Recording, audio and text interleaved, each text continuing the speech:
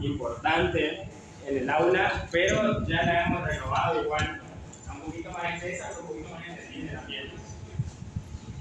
Por ejemplo, hoy yo no les voy a hablar de los efectos no térmicos de la radiofrecuencia, que es un efecto sumamente importante, porque si ustedes utilizan el efecto no térmico de la radiofrecuencia, pueden hacer efectos muy similares a como por ejemplo el ultrasonido pulsante o inclusive el campo magnético, ¿sí? Inclusive mejor, porque el campo magnético, como les dije, es de baja frecuencia. En cambio, una onda corta pulsante, por ejemplo, es alta frecuencia. Las células tienen una respuesta celular mucho más fuerte cuanto mayor sea el depósito de energía. Entonces, eso tienen que tener en cuenta siempre. Vamos a repasar este concepto. Las radiofrecuencias es todo lo que sea calor profundo. Si ustedes van a empezar a hablar en un teórico, en una exposición oral o lo que sea, aquella primera oración llega, ¿sí? Y después, bueno, si quieren agreganla abajo. Pero bueno, es para agregarlo, ¿no? Y después todos los sinónimos que pueden encontrar. Diatermia es el término más viejo, pero que más van a encontrar. Si ustedes buscan los que vayan a hacer el año que viene su PIB de radiofrecuencia y demás, van a ver que hay, dice yo salvo Warren o David Draper, no hay estudios nuevos. Casi toda la base de la radiofrecuencia se hizo en los años 70, cuando todavía no le tenían miedo a la radiofrecuencia. Ahora, con algunas empresas como BTL y demás, está surgiendo nuevamente la radiofrecuencia, modificadas, no como estamos ahora con los aparatos de Medicare. Entonces, como ya habíamos dicho, esto es pregunta de examen. Las corrientes de alta frecuencia, las radiofrecuencias, son corrientes eléctricas, pero no producen efecto excitomotor ni efecto sensitivo. Es muy raro porque te voy a contar la anécdota de cómo se descubrieron o se empezaron a utilizar las radiofrecuencias. Dean Sorval, Rodríguez Martin no cuenta la historia, pero habla de Dean Sorval. Cuando Dean Sorval dice, bueno, vamos a probar las corrientes de alta frecuencia, ya sabemos que hay mediana frecuencia, ya sabemos que hay baja frecuencia.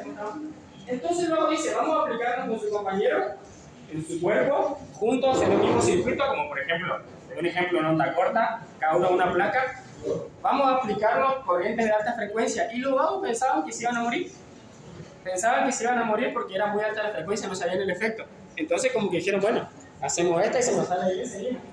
Pero les salió bastante bien porque a partir de ahí se empezaron a utilizar las radiofrecuencias de alto espectro como la onda corta y la deansorbalización, que más o menos era parecido a esto, dos placas metálicas, corrientes de alta frecuencia, y luego pensaron que se iban a morir, en realidad ni se electrocutaron, porque, dice ahí, no generan efectos excitomotor. Bueno, pero sí, por efecto Joule van a producir calor. Aumento del movimiento browniano. Hay tres formas de aceleración molecular, eso está en la guía, no se preocupen, es base teórica, ¿sí? Movimiento de moléculas cargadas, ¿sí? Movimiento de moléculas bipolares y movimiento de partículas no cargadas. Sea cual sea la molécula, aumenta la fricción y eso genera calor. El calor se produce inicialmente en una zona y esa fricción se transmite a través de la conducción y la convección, ¿sí? Hoy se van a hacer una ensalada con esos conceptos, pero bueno, lo vamos a aclarar, ¿sí? El calor se produce de adentro hacia afuera. Clave para que ustedes sepan que están haciendo una buena aplicación.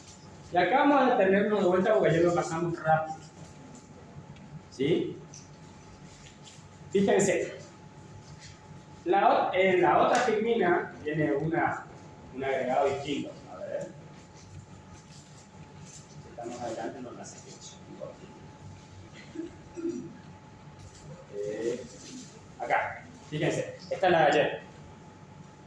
No importa qué radiofrecuencia utilicen, ya les dije, el onda corta, el HIP, el TER, producen calor de diferente mecanismo, pero el calor interno es el mismo.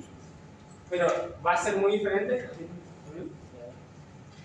El calor es diferente, o la percepción del calor es diferente si tengo un aplicador bipolar como el HIP, que el calor va a ser localizado, no tan profundo, a la onda corta. Si ustedes tienen dos placas de onda corta, hacen un efecto condensador, por ende la energía almacenada se va a mantener entre las dos placas.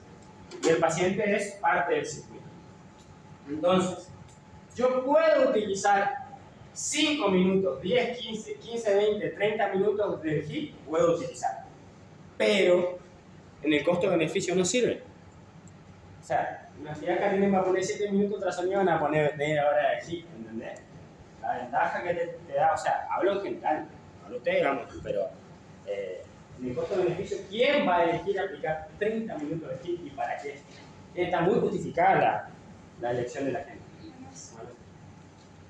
Entonces, ahora, si yo me manejo en un rango en base a la percepción del paciente, como por ejemplo suave o moderado, yo cualquier radiofrecuencia puedo aplicar en ese rango. El calor moderado es el calor más agradable que va a sentir el paciente. Intenso pero agradable. ¿Sí? El quemante y el intenso del paciente le va a molestar. Y terapéuticamente no son tan efectivos si van a hacer aplicaciones musculoesqueléticas. Musculoesqueléticas hablo de traumatología, ¿sí? Que es en donde más se está estudiado. Después las radiofrecuencias multipolares están estudiadas mucho en estética, que ahora vamos a ver que quien se haya hecho un tratamiento de estética con radiofrecuencia saben que las aplicaciones son breves y rápidas. Si ustedes dejan quieto, se hace un agujero, ¿sí? Y otra cosa, mínimo de aplicación 5 minutos. No hay dosis que sirva por debajo de los 5 minutos, ¿sí? Mínimo 5 minutos si ustedes quieren generar efecto a través de la termorregulación. Ahora, si ustedes quieren generar un efecto local, inmediato, sí, puede ser como el HIP, pero depende de lo que ustedes quieran hacer siempre. Después, el calor subliminal. ¿A qué se refiere? Cualquier depósito de energía, como el láser, el ultrasonido o el magneto, acumula energía sobre la célula y la célula aumenta su temperatura para acelerar las reacciones enzimáticas y químicas que se producen en la célula, producto del depósito de energía, aumentan la temperatura. Por ende, cualquier depósito de energía, salvo la electroterapia, que es muy local, produce aumento de la temperatura celular, ¿sí? Entonces, cualquier aplicación que no tenga calor perceptible, magneto, ultrasonido, láser, produce calor a nivel interno. Por ende, si ustedes aplican onda corta pulsátil, ¿sí? Tengan en cuenta que produce aumento de la temperatura interna. Por más que no se sienta afuera, porque los termorreceptores están afuera. ¿Saben a qué se asimila una onda corta pulsante? No sé si alguien hierve cosas en su casa en el día a día. Bueno, les doy el ejemplo y vuelvo a explicar. Cuando ustedes hierven, alguna vez, si hierven huevo o lo que sea, a un fuego máximo o moderado, hace mucho burbujeo. Y si ustedes bajan el fuego, como que burbujea menos. Y después suben y burbujea mucho, baja y burbujea menos. ¿Se ubican en eso? Bueno, ese mismo efecto hace la onda corta pulsante o cualquier energía pulsante en el cuerpo, el magneto, por ejemplo. Entonces aumenta la temperatura. Hay principios termodinámicos aplicados en cualquier agente físico. ¿Me repetís qué parte de que te resulta yo? El calor subliminal. Eso, básicamente, el calor subliminal significa que cualquier depósito de energía que ustedes hagan, con cualquier energía, salvo la eléctrica, aunque la eléctrica también, si trabaja en el músculo, va a aumentar la temperatura del tejido. ¿Sí o sí? Solo que no se perciba no significa que no se esté produciendo. ¿Por qué? Porque si ustedes producen calor de adentro hacia afuera con las radiofrecuencias, el termorreceptor superficial, que es el encargado de la percepción de calor, porque ustedes cuando aumentan su temperatura interna no es que se están sintiendo calor, ¿sí? Sienten el aumento de la temperatura, pero no sienten el calor local como si fuera que algo le está quemando. ¿Se ubican en eso? Entonces, si la temperatura se aumenta de adentro hacia afuera, como por ejemplo en una aplicación de onda corta, si el paciente no siente calor, no significa que no se esté produciendo adentro. Y eso va a pasar con sobre todo el onda corta pulsante, o el ultrasonido, o el láser. ¿Sí? O sea, siempre hay aumento de la temperatura. Para que haya respuestas importantes, la temperatura tiene que aumentar demasiado como para aumentar o activar la termorregulación. ¿Sí? La termorregulación es el proceso que empieza con la vasodilatación y continúa. Vieron que en la guía de láser, no sé si ahí, pero dice que aumenta la microvascularización y la temperatura a nivel mitocondrial y celular. ¿Sí? No es perceptible, pero siempre, todo el tiempo hay reacciones enzimáticas. Entonces, básicamente es eso. Entre 5 y 30 minutos es lo máximo que van a utilizar calor. Después, el efecto es la meseta. No hay más suma. ¿Sí? No hay más efectos sumativos con un calor perceptible más allá de los 30 minutos. Entonces, hasta 30 minutos es lo máximo que van a utilizar con un efecto sumativo. Ustedes le quieren dejar media hora más al paciente con la onda corta porque se fueron a un práctico y se olvidaron del paciente en el sub, no le va a pasar nada. ¿Sí? Generalmente, si el calor llegó hasta la media hora y no le quemó, a partir de ese momento es muy probable que ya no le queme. ¿Sí? Es más, ya la termorregulación esté tan instalada que el paciente va a sentir como que bajó el calor. ¿Sí? Pero hay algunos aparatos que son tan potentes y acuérdense de las variables que inciden sobre la temperatura de la persona que pueden hacer que el calor se perciba mucho, hasta inclusive queme. Volvemos al gráfico anterior, porque ahí hay otro comentario. Es el mismo gráfico de la dosis de Rodríguez Martin, ¿sí? Pero hay un cuadradito distinto ahí. El promedio de aplicación que dicen los estudios son de 15 minutos. Dicen que cuanto más crónica la condición, más tiempo necesitas por esta cuestión muy debatible de la randomización de los procesos. ¿Sí? Muy discutible de la randomización de los procesos, pero bueno, suponte. Y fíjense, dice ahí, en condiciones agudas y subagudas, el calor tiene que ser suave y no más de 15 minutos. Y acá les voy a aclarar algo. Que ustedes utilicen calor profundo en una condición aguda o subaguda no significa que le van a poner en la herida abierta o en el sitio de la lesión. ¿Sí? Van a utilizar el efecto del calor a nivel distante. Y si ustedes tienen un esguince de tobillo, que pongan una placa en la planta del pie, una de estas en la planta del pie y otro en el muslo o en la cintura, ya no es dañino para el paciente. ¿Sí? Ya no es dañino, porque acuérdense que juegan con la termorregulación, vasodilatación de los vasos superficiales. Si ustedes quieren vasodilatar, ¿qué querían hacer con la zona? Y por ende enfriarla, refrigerarla. Entonces, si ustedes utilizan bien el calor en condiciones agudas, no va a pasar nada. Ahora, si ustedes aumentan la temperatura de golpe, ¿sí?, en el tejido recién lesionado, van a producir extravasación de líquido y va a ser dañino en efecto. Pero ahora vamos a ver. ¿Se entendió lo de la dosis? ¿Sí? ¿Qué define la dosis? Pregunta de examen, porque ahí está, pero no lo dejamos tan en claro. ¿Qué define la dosis y el tiempo? Excelente. Muy bien, 10. Bueno, vamos a los efectos, que ya lo hemos hablado ayer, lo vamos a nombrar. Efectos sobre el umbral y la percepción del dolor, como ustedes ven, hacía analgesia por las 3 vías. Si hablamos nerviosa. Pero después, si vos tenés un aumento de la actividad gamma, o sea, tensión muscular dolorosa, por el aumento de la irrigación y disminución de la actividad gamma vas a generar analgesia. O por facilitación de la curación, dice Cameron. Obviamente un proceso que aporta más oxígeno y sangre al tejido acelera la curación y por ende el dolor puede durar menos. Efectos sobre el metabolismo. No se olviden la ley de Van Hoff. Ley de Van Hoff. Por cada 1 grado centígrado que aumenta la temperatura del tejido, aumenta 13% la velocidad de reacción enzimática. Y por ende, aumenta un 13% el metabolismo por cada grado. ¿Sí? ¿Quién alguna vez no tuvo fiebre y se consumió, perdió 2-3 kilos? ¿Sí? Aumenta la velocidad de consumo de energía. Entonces, no hay nada nuevo en esto. ¿Sí?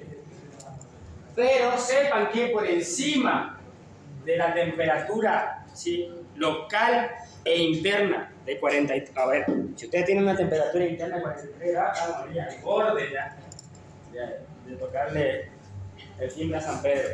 Pero puede pasar el proceso de defensa. Pero si ustedes aumentan la temperatura local, por ejemplo en una rodilla, en una cadera o lo que sea, por encima de los 43 grados van a estar cerca de la quemadura. Por eso yo siempre discuto que dejen de hacer esas aplicaciones, por más que la bibliografía nos dice, contraplanar en superficie ósea. Esto es así. Así le hacen un sándwich de rodilla al paciente, cuando tienen la posibilidad de hacer esto, ¿se entiende? Y encima dejar libre la articulación para trabajar con otra cosa. Entonces, yo discuto mucho, pero bueno, la ficha 1 le sirven así, yo no me voy a meter en la asignatura. Pero le pueden dar otras opciones, ¿sí? Y bueno, aumento la captación de oxígeno, desplazamiento de la curva de la hemoglobina hacia la derecha. El ejemplo de la colagenasa que le di ayer, que por ejemplo en una rodilla normal tenemos la temperatura entre 30 y 35 grados, depende de dónde lean, pero la colagenasa se activa a los 36 grados, por ende, en una rodilla con un proceso inflamatorio de base, o por ejemplo, una persona obesa con dolor de rodilla, o una persona obesa con diagnóstico de artrosis, tengan cuidado con el calor porque lo que condiciona siempre el daño en el tejido y el dolor en esas personas es el componente inflamatorio de bajo grado. Si es fumadora, si tiene enfermedad metabólica, alteración de las tiroides, o lo que sea que haya afectado el metabolismo celular y que predisponga a la inflamación de bajo grado, el calor no le puede hacer tan bien si es intenso de golpe. ¿Sí? Intenso de golpe. Todo se adapta. ¿Se entendió eso? ¿O no? Siempre que tengan una persona con inflamación de bajo grado, yo le doy el ejemplo de eso porque es el más evidente, ¿sí? Pero puede pasar que una persona no le diga nada y tenga, qué sé yo, un problema de tiroides, fumador crónico, ¿sí? Fumador crónico con EPOC, tiene una actividad de glóbulos blancos altísima, y bueno, eso puede hacer que el efecto sea contraproducente. Nunca una sola variable va a modificar por completo el contexto. Fíjense, aumento la velocidad de conducción hasta 1 milisegundo por cada grado. ¿Sí? Es bastante para un nervio. ¿Sí? 2 milisegundos. Entonces, yo le doy una regla general. Si ustedes quieren aumentar la velocidad de conducción, hagan aplicaciones de calor breves y a lo mejor en lo posible superficial si ustedes van a hacer, por ejemplo, electroestimulación. ¿Por qué? Porque si ustedes hacen calor profundo previo a la electroestimulación, acuérdense que produce inhibición de la actividad gamma, o sea que produce relajación del músculo. Si ustedes quieren poner onda corta en un cuádriceps y después hacer trabajar la fuerza, y no es lo más correcto. Pero lo que demuestran los estudios científicos es que 2 horas posteriores a retirar el calor, la fuerza aumenta. ¿Sí? El mecanismo no está bien claro todavía, pero eso es lo que se registra. Pero tampoco ustedes van a tener en el paciente al que le van a poner 15 minutos de onda corta y después le van a dejar 2 horas esperando para que vuelva y haga ejercicio, ¿no? Pero son lineamientos que le pueden dar, por ejemplo, qué sé yo, hicimos un tratamiento ahora con onda corta, los miembros sobre todo, bueno, en las próximas horas a lo mejor te sentí débil, fíjate, que sentí en el gimnasio, puede pasar o no, un ejemplo. Pero al aumentar la velocidad de apertura y cierre de los canales de sodio y potasio, en los nervios desmielinizados, ¿qué pasa? Esto lo vamos a terminar de cerrar interesantemente en la clase de hernia de disco. ¿Sí? Pero acuérdense que el nervio sano tiene nódulos de Ranvier. ¿Se acuerdan? Y en los nódulos de Ranvier es la zona donde está lleno de canales. Porque de nódulo a nódulo se produce ¿qué? La conducción saltatoria. ¿Sí? Entonces, cuando vos no tenés cubierta nerviosa, porque esto está desmielinizado, ¿sí? Desmielinizado, y tenés solamente el cablecito pelado acá, con escasos canales, ¿sí? Escasos canales, acá hay poquito, casi diría que no hay. La velocidad de apertura y cierre aumenta, pero si no tenés cubierta de mielina, ¿qué pasa? Se abre y se cierra se abre y se cierra rápido, pero el estímulo no saltó porque no tiene vaina de mielina, por ende se bloquea la conducción. Entonces, ¿qué pasa? Ustedes pueden llegar a hacer calor profundo en una lesión del ciático poplicio externo y después quieren hacer el electrodiagnóstico y posiblemente está alterada la respuesta por esto. ¿Se entiende? ¿Se quedó claro?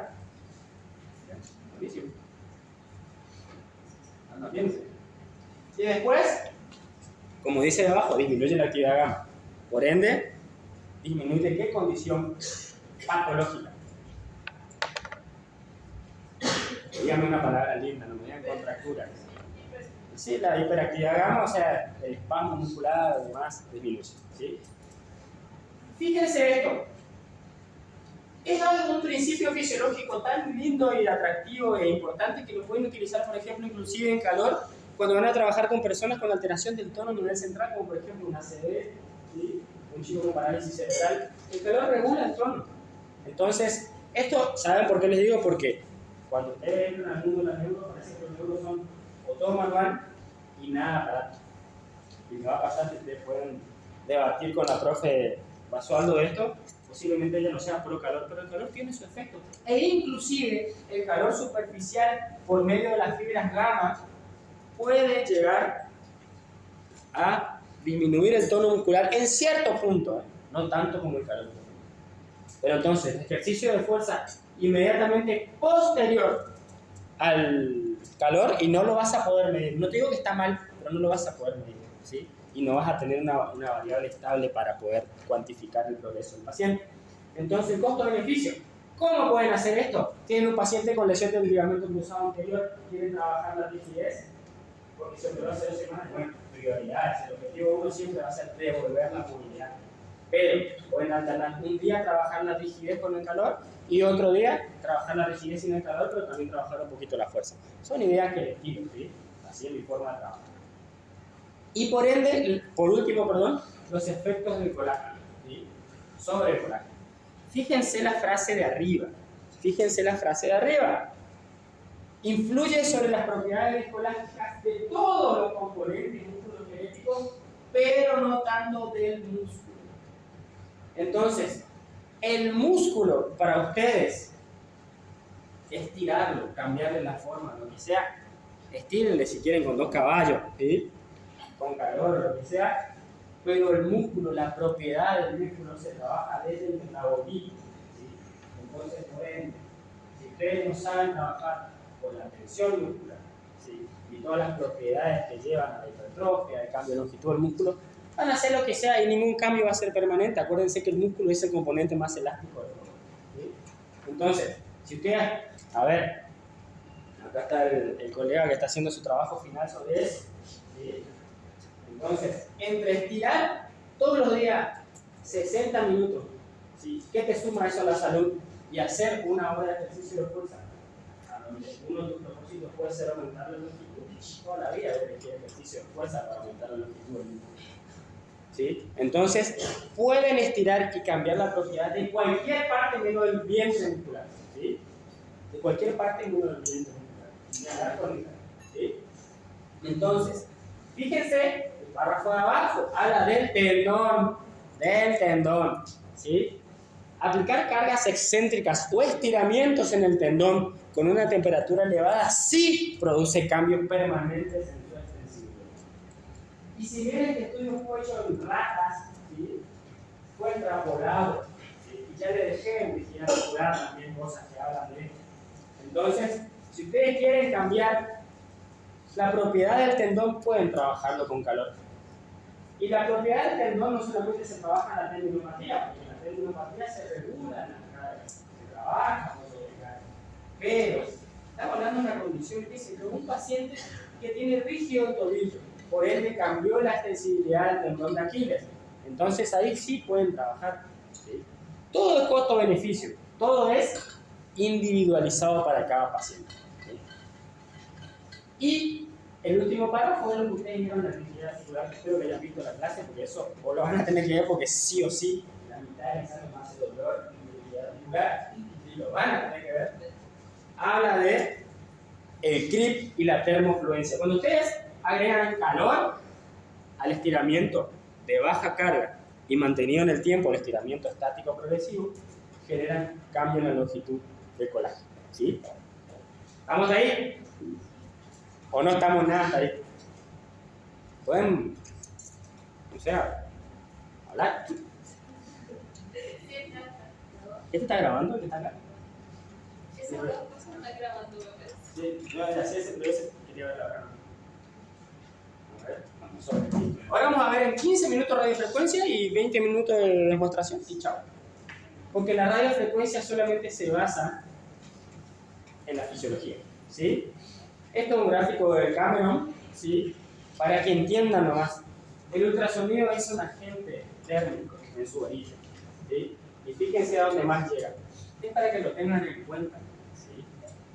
Porque en el costo-beneficio, en mis decisiones terapéuticas diarias, no hago ninguna terapia que me mande estar pegado al paciente, ¿sí? Ya saben el efecto placebo de las terapias pasivas. Cuando ustedes más lindo hablan, más efecto tienen, por más que esté apagado el aparato, ¿sí? Pero bueno, hoy nos vamos a un ejemplo, en mi decisión terapéutica, ¿sí? Porque por ahí le tiran por ahí en algunas te puede servir como, por ejemplo, una contusión en un músculo voluminoso como el cuádriceps. Las microondas ya no se dan, eran parte de la cutícula, ya no se dan. Uno, porque son ondas de radiación, ¿sí? No son ionizantes, pero sí generan cambios importantes en el metabolismo celular y son muy complejas, ¿sí? Muy complejas de manejar. La terapia capacitiva, el onda corta, y las bobinas de inducción, que son otra forma de aplicar onda corta, ¿sí? Fíjense las placas de capacitancia con el onda corta. Sé que la grasa es un gran absorbedor de la energía, ¿sí? Porque sabemos que es un gran partícipe en el equilibrio térmico, ¿sí? Genera mucho calor. Y como es una corriente eléctrica, también genera mucha resistencia al paso de la corriente. Que la grasa sea el tejido que más absorba la radiofrecuencia, no significa que va a ser en donde más se va a producir el efecto, ¿sí? Porque si ustedes van hasta abajo o penetran un poquito más y quieren llegar al músculo, bueno, va a depender de la técnica de aplicación, ¿sí? Si ustedes quieren llegar al músculo y hacen una técnica contraplanar, y bueno, vamos a pensar dos veces, depende de otras variables, como por ejemplo el tejido graso. Pero cualquier forma de energía no es selectiva. Ustedes ponen energía en el cuerpo y algo va a pasar, ¿sí? ¿O no? ¿Saben por qué está Filomena ahí? Porque antes toda esta clase dábamos en 2 horas en un día. Pero bueno, aumentó el índice de mortalidad en los estudiantes de cuarto y tuve que cambiar en 2.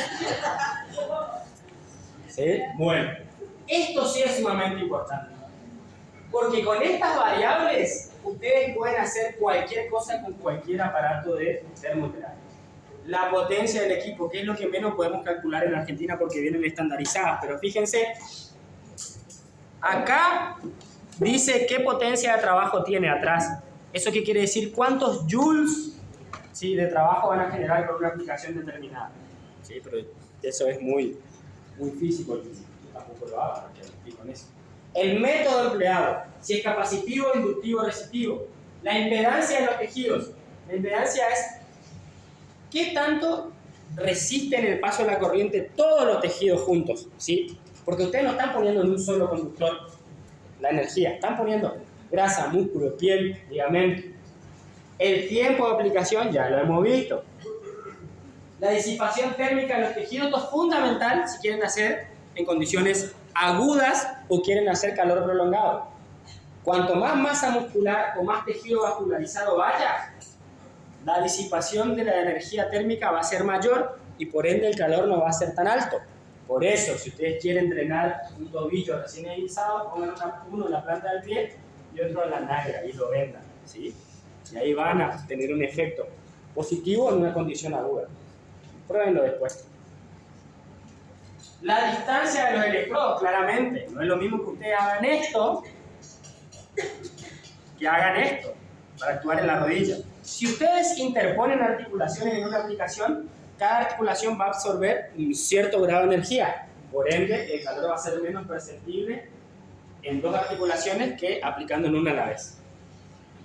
La ubicación de los electrodos, o sea, se están enfrentados, paralelos, ¿sí? Y la velocidad con la que se desplaza el electrodo activo en el caso del HIP o en el caso del TER. En el sub hay muchas casi todas las radiofrecuencias actualmente son aplicadores móviles, ¿sí? Pero bueno, ustedes varían esas variables, modifican esas variables y pueden aplicar calor de la forma que ustedes quieran, ¿sí? Las 3 que vemos acá, ¿sí? Hay otras, generalmente son o capacitivas o inductivas, no hay otras.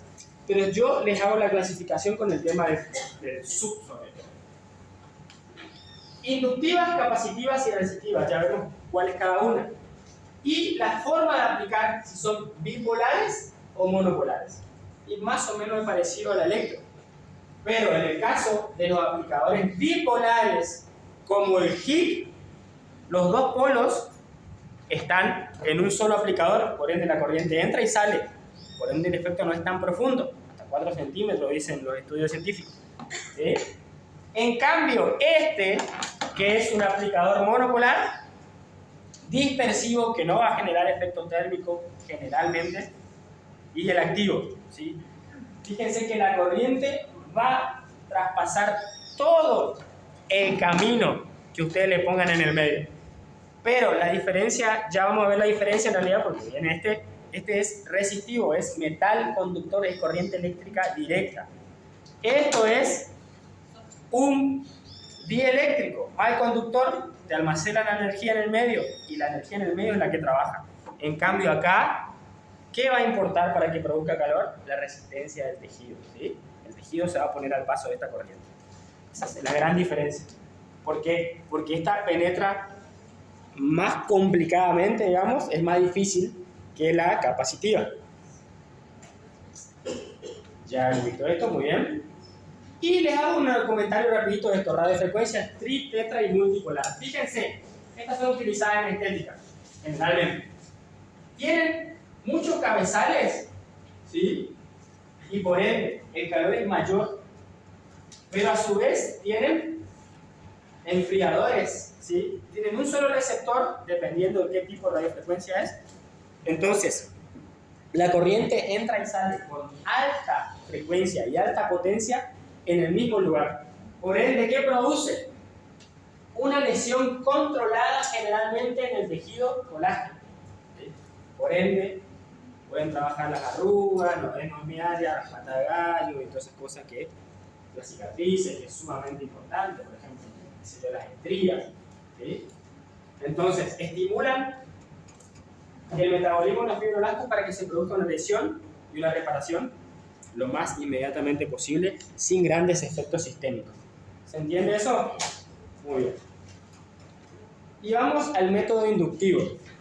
El método inductivo, la idea, el verdadero, es